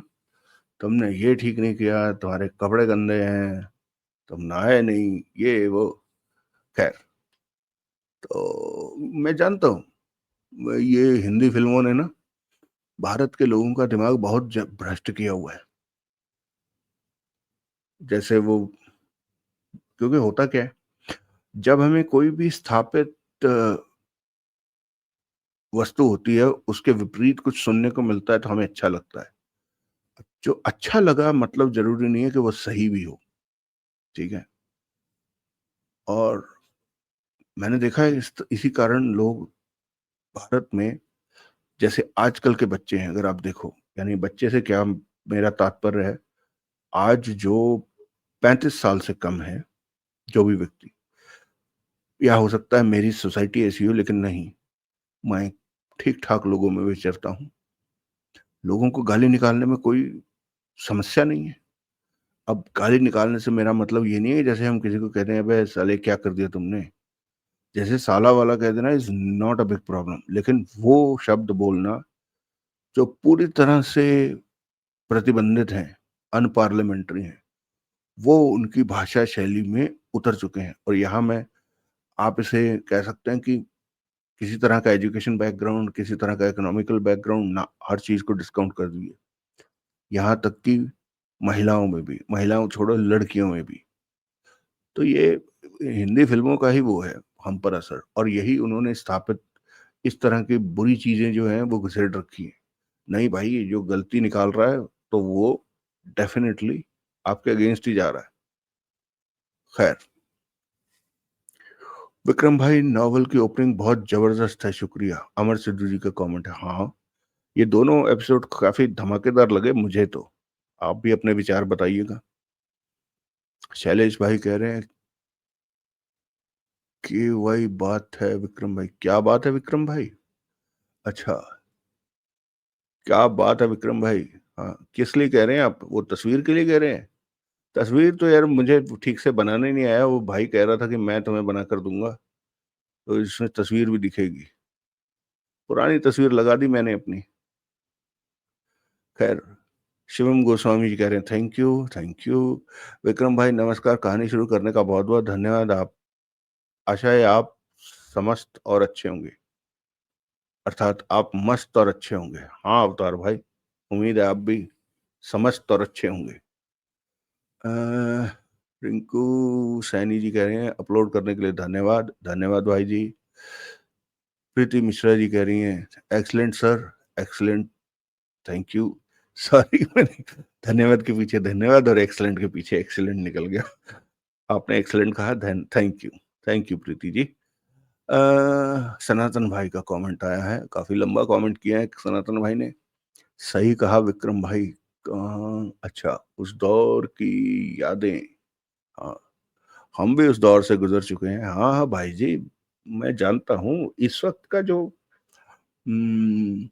ठीक ठाक लोग हैं जो गुजर चुके हैं, और मैं देखता रहता हूँ चैनल के वो जो आता है ना कि ऑडियंस का, तो हमारे चैनल की जो 40% ऑडियंस है वो उसी एज ग्रुप की है। 40 क्यों, 40 तो यानी 25 तो मेरे एज ग्रुप की है, 20 मेरे से ऊपर वाले की है, और 15 नीचे वाले की है। तो 25 बीस 40 45, तो कितना हो गया जी, 40 से 60% जनता जो है वो उसी इस सब से गुजर चुकी है। हाँ, जो मेरे एज ग्रुप के और मुझसे जो बड़े होंगे उन्होंने इसे ठीक से नोटिस किया होगा, यानी मुझसे भी ज्यादा बढ़िया तरीके से उन्होंने नोटिस किया होगा। जो हमसे छोटी एज ग्रुप के हैं उन्हें थोड़ा पता लगा होगा या दिख रहा होगा, लेकिन उनकी समझ में नहीं आया होगा। अब जब बताने पर उनको भी ठीक से पता लग रहा होगा कि हाँ क्या बात हो रही थी। मन तो बहुत होता था, लेकिन चाहकर भी मन महसूस कर रह जाते थे। अरे क्या बात कहूँ, मुझे याद है कि मैं रेलवे स्टेशन पर जब भी जाता था तब घंटों तक रेलवे उपन्यास, केवल उपन्यासों को देखता था और उनके नाम और उपन्यासकारों के नाम पढ़कर रह जाता था। बहुत मन होता था कि काश मैं इनको पढ़ पाता। और उस समय इतना मन होता था कि चाहे किसी भी लेखक का उपन्यास मिल जाए, बहुत चाव से पढ़ते थे। लेकिन अब पैसे तो हैं, समय नहीं है। अरे प्रभु, मैं आपको बताऊं, मैंने कहीं कहीं पढ़ा था एक, ये किसी ने अंग्रेजी में लिखा था। होता है ना जैसे हम ट्रकों के पीछे लिखा होता है, ऐसे ही कोई भाई था, भूखा हुआ था, उसके कमरे में लिखा हुआ था ये। लेकिन ये 4 लाइनें बहुत बढ़िया थी, मैं सुनाता हूँ। अंग्रेजी में है, उसका उत्तर मतलब मैं अंग्रेजी में ही सुनाकर छोड़ूंगा, यदि चाहिए हो तो मैं बाद में इसका अनुवाद कर दूंगा। लिखा था, when first my way to fair took I,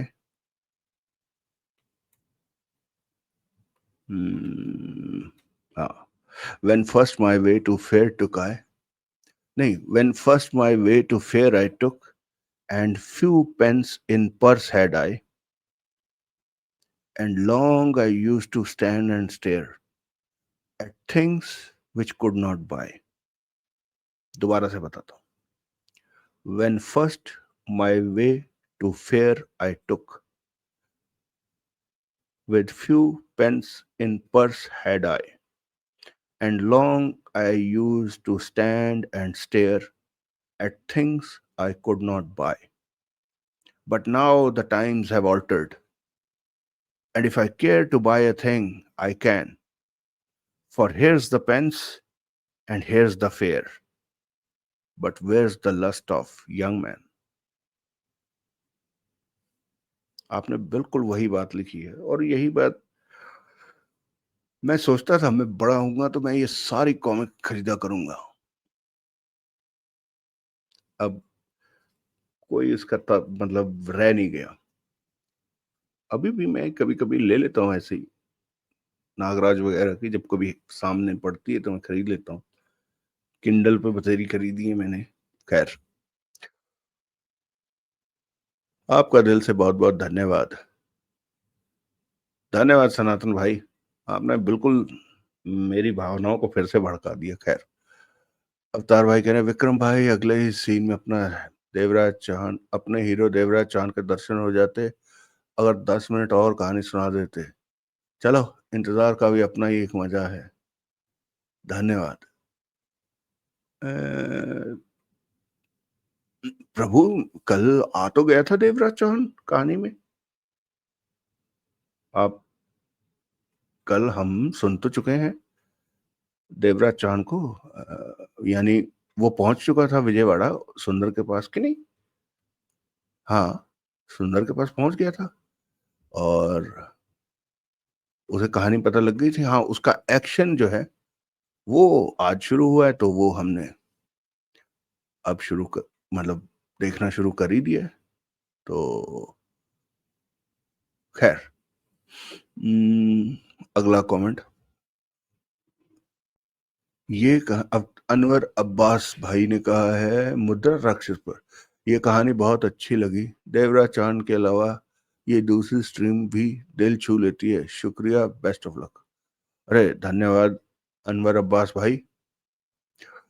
हाँ, एक्चुअली ना ये मुद्रा राक्षस ना यार नाटक के रूप में था, फिर भी, और खास तौर पे लास्ट पार्ट तो बहुत अच्छा लगा, लेकिन लोगों ने उस वक्त के हिसाब से इसे नाटक के रूप में लिखा। अगर इसे कहानी के रूप में भी लिखा जाए तो ये और अच्छा लगेगा। पर उन्होंने चूंकि इसे यानी इसका वो करना होगा ना, क्या कहते हैं उसको, इसे ड्रामेटाइज करना होगा, तो इसे वैसे ही रखा, क्योंकि पुराने जमाने में ऐसे ही चलते होंगे। और आप देखिए विकट स्थिति क्या है कि भारतेंदु हरिश्चंद्र के बाद इस नाटक को दोबारा किसी ने लिखा तक नहीं है। भारत के साहित्य की ऐसी हालत हो चुकी है, आप सोचिए, यानी 1901-2 में के आसपास, या उन यानी 47 से पहले लिखाया गया है, तब के बाद से अब तक किसी ने दोबारा लिखने की चेष्टा नहीं की। वो कहना सुरेंद्र मोहन पाठक जी का कि हिंदी की जो गति है ना, वो अंग्रेजी की तरफ सब भागते हैं। तो खैर, धन्यवाद आपके कमेंट के लिए।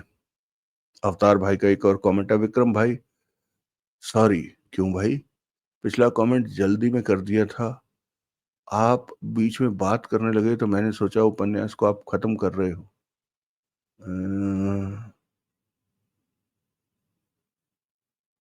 नहीं, मैं समझ नहीं पाया।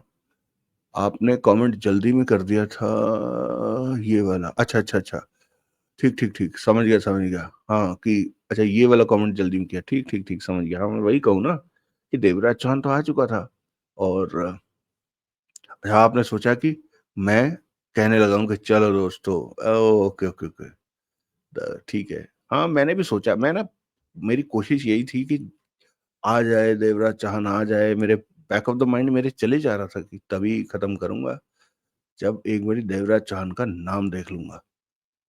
तो खैर, तो हम मतलब कितना रिलेट करते हैं एक दूसरे से, सोचो, वाह। धन्यवाद। लखनऊ वाले बाबा जी लिख रहे हैं, भाई कमेंट के लिए देर से अपलोड करते हो क्या? राजनीति चाहने वालों से ठीक नहीं है। नहीं नहीं प्रभु, ऐसा नहीं है बाबा जी, कसम से।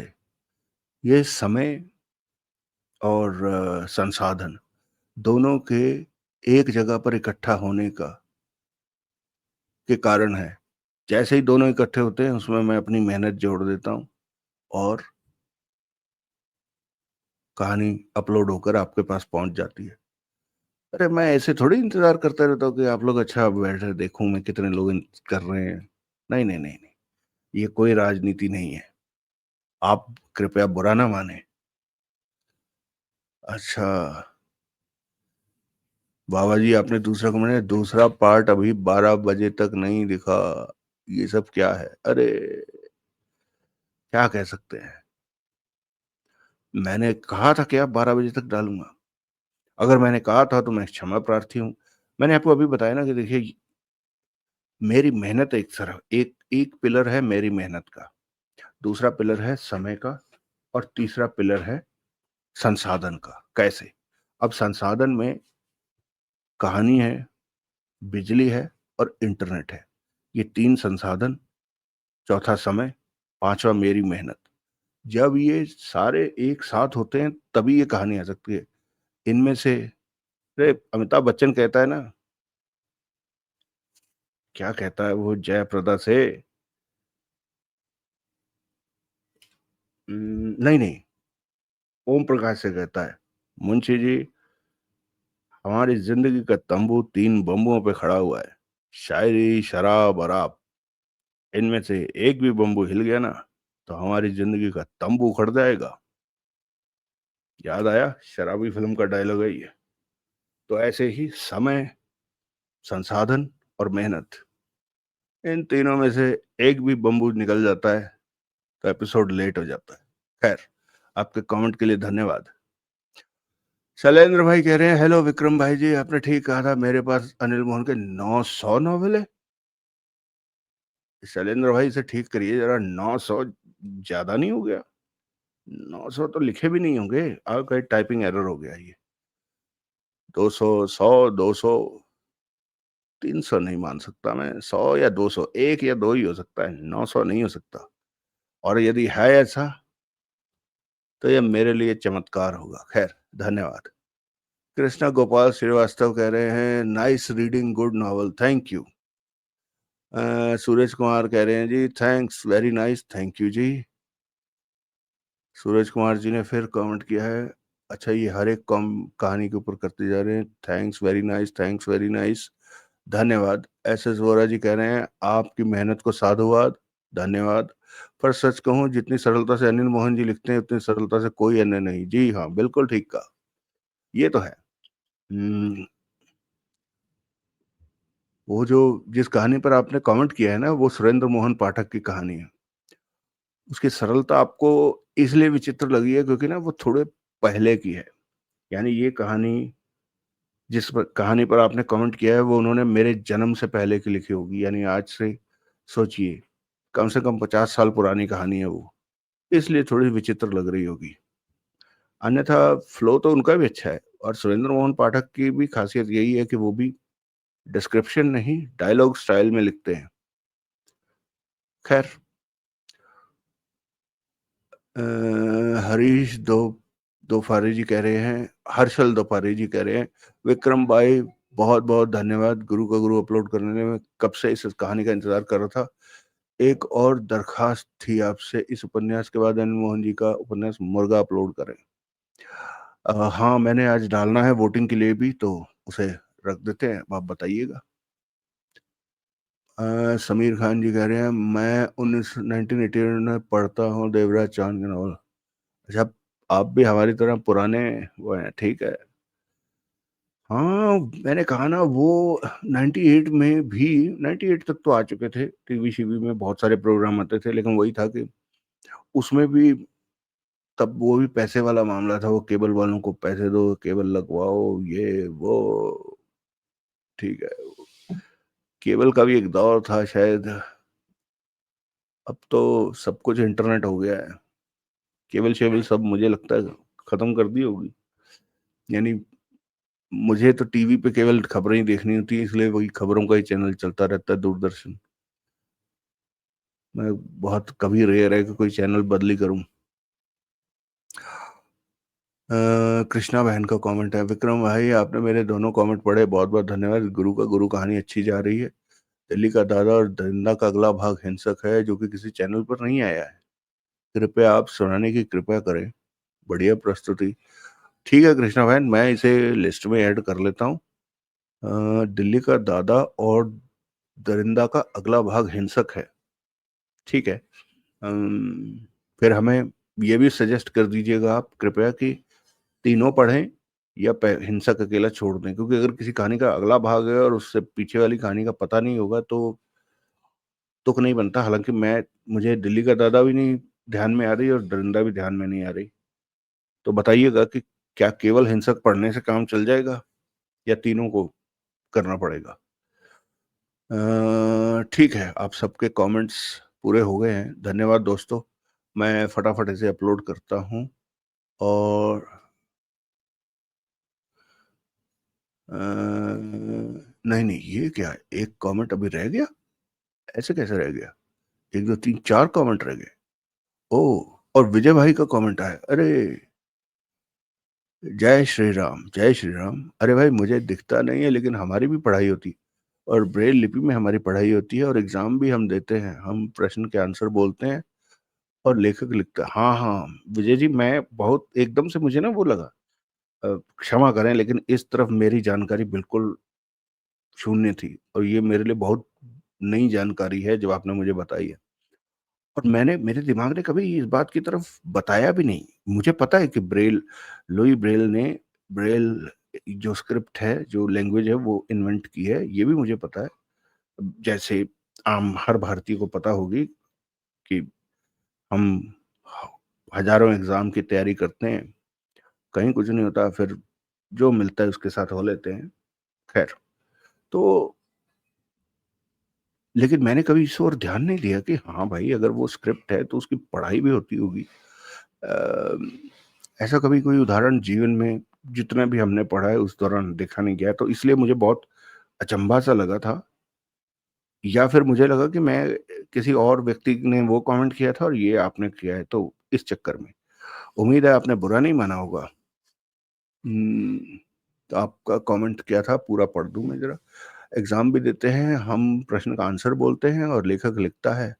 हम भी सब काम कर सकते हैं, मोबाइल वोबाइल चलाते हैं, पढ़ते हैं। 12वीं पास कर चुका हूँ मैं 2022 में। अब स्पेशल बीएसटीसी कर रहा हूँ। जो एग्ज़ाम दिया था वो राजस्थान छात्र श्रेणी का था, तो वो कमेंट मैंने किया था, दिखता नहीं है, और ये कमेंट मैंने ही किया है कि कल ये बात किया है कल, ये बात है तो अच्छा है, बढ़िया। धन्यवाद, धन्यवाद विजय जी, धन्यवाद। मैं तो बता चुका हूँ आपको कि मेरे लिए ये बहुत ही नई जानकारी थी, इसलिए। तो आपको मेरी शुभकामनाएँ, सभी दोस्तों की ओर से शुभकामनाएँ, आपने जो एग्ज़ाम दिया है उसके लिए। और ये जानकर अच्छा लगा कि भारत में भी अ, ये सब कुछ है। तो आप प्रश्न का उत्तर बोल देते हैं और वो लिख लेता है। एक ऐसे ही अ, खुफिया कहानियाँ पढ़-पढ़ के दिमाग में आ गया है। एक और बताते जाइएगा कि अब यदि मान लो मैं किसी ऐसे आदमी को अपने साथ ले जाऊँ, जो बहुत ही, यानी उसे सब कुछ आता हो, तो इस बात की क्या गारंटी है कि वो उत्तर आपने बोला है कि नहीं? भले उस आदमी ने उसे आता होगा तो वो खुद ही लिख नहीं देगा। ऐसे ही मैं सोच रहा हूँ। बाकी ठीक है, धन्यवाद। आपने इतना ढंग से समझाया बात को। बहुत बढ़िया, ये उपन्यास मैंने पूरा पढ़ा है, बहुत खतरनाक, मतलब बहुत दिमागी खेल है इस उपन्यास में। अच्छा, गुरु का गुरु में, ठीक है, थैंक यू। समीर खान जी का भी एक कमेंट था, ज्वालामुखी आपकी आवाज़ में रिकॉर्ड करें, बहुत मज़ा आएगा। ज्वालामुखी, ठीक है भाई जी, ऐड करता हूँ। लेकिन मेरे ख्याल से ये पहले से कहीं है, ज्वालामुखी। ऐसा है? ठीक है, मैं ऐड कर लेता हूँ। अब मैं ज़रा-सा इसे लंबा नहीं करना चाहता, 1.5 घंटा हो चुका है। आखिरी कमेंट में बस अब विजय जी का ये है, देखिए दिखता तो हमें नहीं है लेकिन एग्ज़ाम भी देते हैं, और हमारे जो ब्लाइंड लव ब्लाइंड साथी होते हैं, वो स्कूलों में नौकरियाँ भी करते हैं, टीचर भी हैं, प्रिंसिपल भी हैं, रेलवे में भी काम करते हैं, अलग-अलग पोस्ट पर स्थापित हैं। कॉलेज के प्रोफ़ेसर, प्रिंसिपल, लेक्चरर, टीचर सब होते हैं। मुझे तो ये हैरानी हुई कि आपको अब बहुत पुराने वक़्त का अनुभव, लेकिन आपको इस बारे में पता नहीं था, थोड़ी-सी हैरानी हुई। बाकी कोई बात नहीं, ये बात है हमारे एग्ज़ाम, ये प्रभु मैंने कहा ना, मुझे ये भी पता है, हाँ, मुझे पता है, लेकिन मेरा डायरेक्ट कभी भी किसी से वो नहीं, वास्ता नहीं पड़ा। अर्थात ना तो मेरे कोई कोवर्कर था, ठीक है? जो इस तरह स्पेशली एबल्ड हो, ना ही कोई सहपाठी था। तो जो मोटी-मोटी मुझे जानकारी थी वो थी, और कभी इस बारे में ध्यान भी नहीं दिया गया। तो एकदम से मुझे ना उस चीज़ ने भौचक्का कर दिया। हाँ, मैं मानता हूँ कि ये मेरी मूर्खता है कि ये सोचना कि जब यदि पता है कि कोई टीचर होगा तो वो पढ़ लिख कर ही आया होगा। पढ़ा लिखा होगा तो किसी न किसी प्रोसेस से ही पढ़ा लिखा होगा। लेकिन इतना कभी ध्यान नहीं दिया था। खैर, आपने बता दिया, जानकारी में इज़ाफ़ा हुआ। Thank you. चलिए दोस्तों, मैं रखता हूँ अब इसे, ताकि आप लोगों तक इसे फ़ौरन से पेशतर पहुँचाऊँ। धन्यवाद। हम अगले भाग में मिलेंगे, जो कि मैं लखनऊ वाले बाबा जी मैं जल्दी से जल्दी लाने का प्रयास करूँगा। और तब तक आप सब भगवान से प्रार्थना है कि खुश रहें, सुखी रहें, स्वस्थ रहें। जय हिंद, वंदे मातरम।